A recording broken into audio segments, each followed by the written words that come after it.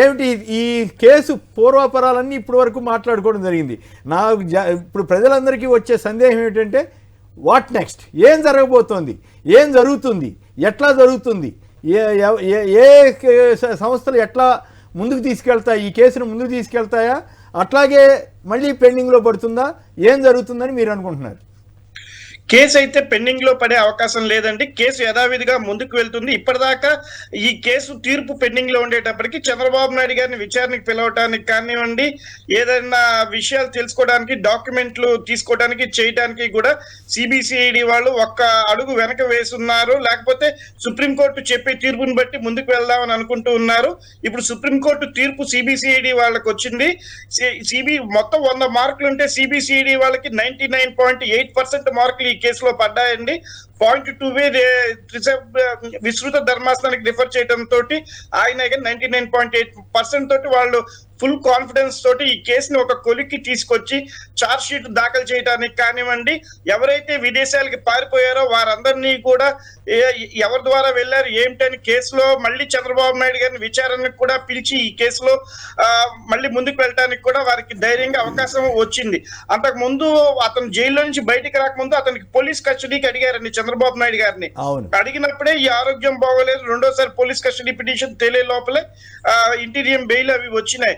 ఇప్పుడు మళ్ళీ అది పెండింగ్ లో ఉంది కాబట్టి అతని విచారణకి పిలిచి ఆ విచారణలో అతని దగ్గర నుంచి రాబట్టాల్సిన విషయాలు ఇంకా చాలా ఉన్నాయని సిబిసిఐడి వాళ్ళు అంటున్నారు. కాబట్టి వాటన్నిటి విషయంలో త్వరితగతిన నిర్ణయాలు తీసుకొని ఇప్పుడు ముందుకు వెళ్ళడానికి వారికి అవకాశం ఉంటుంది. అంటే సుప్రీంకోర్టులో ఈ 17A ఇష్యూ పెండింగ్ లో ఉన్నప్పటికి కూడా మిగతా యాక్టివిటీ, మిగతా విచారణ కానీ ఇవన్నీ కూడా నడపొచ్చు అనేది మీ అభిప్రాయం? అవునండి. ఇప్పుడు ఎక్కడ స్టే ఇవ్వలేదు కదండి. ఇప్పుడు పొన్నవాళ్ళు గారు చెప్పారు, వెంకటరామరెడ్డి గారు చెప్పారు, investigation could go on make అని చెప్పి వారు చెప్పారు. ఎక్కడ కూడా ఇన్వెస్టిగేషన్ స్టాపేజ్ వారు ఏం చేయలేదు.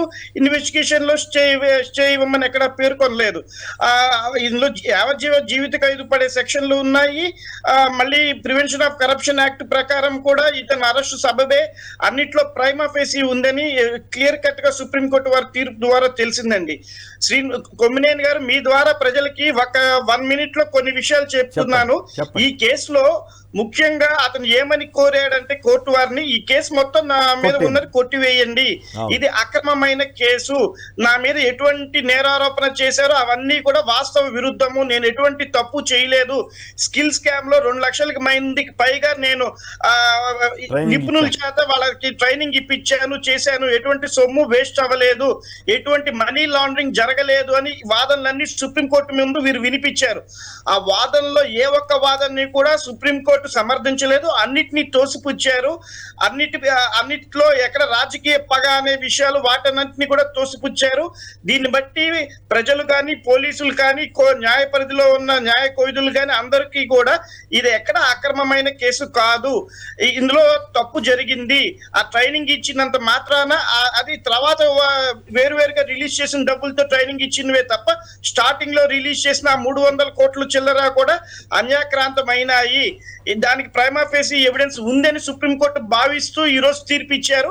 అది ఇప్పటిదాకా పెద్దలందరూ చెప్పారు, కానీ మీ ముందు నేను నా అభిప్రాయాన్ని మీతో పాటు అందరికీ పంచుకుందాం అని చెప్పి పంచుకుంటున్నానండి. ఎక్కడా కూడా సుప్రీంకోర్టు వారు వీరు చేసిన ఏ ఒక్క వాదనని కూడా సమర్థించిన దాఖలాలు లేవండి. ఓకే, అంటే ఇప్పుడు జూపూడి గారు కానీ, వెంకటరామ్ గారు కానీ వాళ్ళు ఏం చెప్తున్నారంటే ఎక్కడున్నా సరే తీసుకొచ్చి మళ్ళీ విచారణ జరపొచ్చు అని మీరు కూడా అంటున్నారు. ఎట్లా నిజంగానే సిఐడి ధైర్యంగా ముందుకు వెళ్తుందా, ఈ గోలంతా మనకెందుకు లేని అట్లా పక్కన మెల్లగా అట్లాగే డ్రాగ్ ఆన్ చేసే అవకాశం ఉంటుందా? అంటే సిబిసిఐడి వాళ్ళు పక్కన పడేసిన ఆల్రెడీ ఉండవల్లి గారు సిబిఐకి అప్పచెప్పని పిటిషన్ వేశారు. ఇన్వెస్టిగేషన్ ముందుకు వెళ్ళట్లేదు అనుకోండి, మళ్ళీ జూపూడి గారు లాంటి పెద్దవాళ్ళు ఎవరో ఒకరు ఇది ఇన్వెస్టిగేషన్ కొలికి రావట్లేదు, మా అన్ని కేసుల్లో 90 రోజుల్లో 180 రోజుల్లో ఛార్జ్ షీట్లు వేస్తారు, కనీసం ప్రిలిమినరీ ఛార్జ్ షీట్ కూడా ఎవరు దాఖలు చేయలేదని చెప్పి ఎవరో ఒకరు కోర్టులో పిటిషన్ చేస్తారు, ఇన్వెస్టిగేషన్ కొలికి తీసుకురమ్మంటారు కదండి. చట్టపదిలోంచి ఎన్నాళ్ళు తప్పించుకొని తిరగలేడండి చంద్రబాబు నాయుడు. అట్లా కాదు, ఇక్కడ ఏమనుకోకపోతే నాకు సందేహం అండి.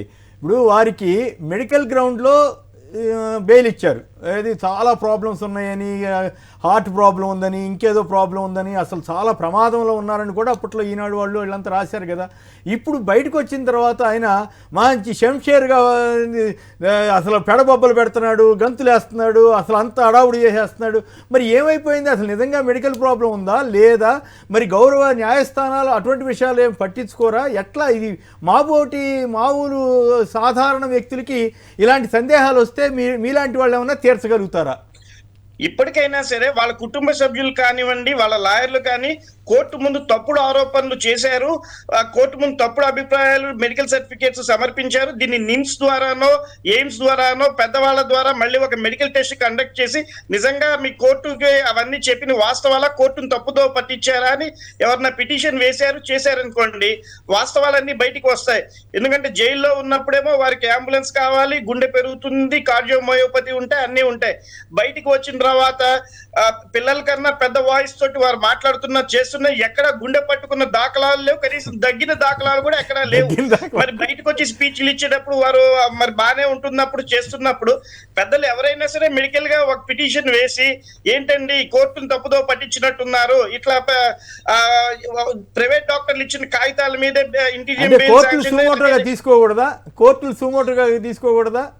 తీసుకోవచ్చండి, సుమోటో కూడా తీసుకోవచ్చు. కానివ్వండి, సుమోటో కన్నా ప్రతి కేసులో ఎవరో ఒకళ్ళు కాస్త నిప్పు పెట్టారనుకోండి, ఆటోమేటిక్ గా ముందుకు వెళ్తారు. తప్పుదో పట్టించినట్టున్నారు, ఎందుకంటే క్లియర్ కట్ గా ఇంటీరియం బెయిల్ ని రెగ్యులర్ బెయిల్ చేశారు, కేవలం మెడికల్ కారణాలతోనే వచ్చినాయి.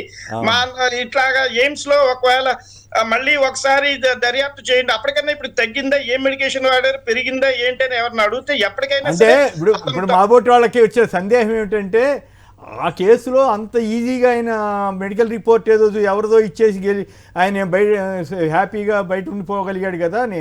ఆయన బెయిల్ ఇస్తే తప్పు అని నేనేం అంటలేదు, అట్లాగే మెడికల్ గ్రౌండ్లో ఇస్తే తప్పు లేదు. కానీ మీరు చెప్తున్నట్లుగా తప్పుడు సర్టిఫికేట్ల ఆధారంగా 46 ఏళ్ల సుదీర్ఘ అనుభవం కలిగిన రాజకీయ నాయకుడు 13.5 ఏళ్ళు ముఖ్యమంత్రిగా ఉన్నాయనే తప్పుడు సర్టిఫికేట్లు ఇస్తే ఈ దేశానికి, ఈ సమాజానికి, ఈ రాష్ట్రానికి ఎలాంటి సంకేతం ఇస్తుందన్నది మాకు వచ్చినటువంటి సందేహం. అలాంటి వ్యక్తులు రేపు సిఐడికి ఏమాత్రం కోఆపరేట్ చేస్తారు, చేయకపోతే మీరేం చేయగలుగుతారన్నదే నా ప్రశ్న. అది కూడా అండి పేపర్ ప్రకటనలు ఇచ్చినట్టుగా to whom's it may ever concern అనే అన్నారే తప్ప కోర్టుకి కూడా ఎవరు చేయలేదు. అంటే గాలిలో రాసిన ఒక ఆకాశ రామన్న దానితోటే ఇక్కడ అతన్ని కోర్టులో సర్టిఫికేట్స్ వేసి వారు బెయిల్ పొందిన దాఖలాలు ఈ కేసులో ఉన్నాయండి.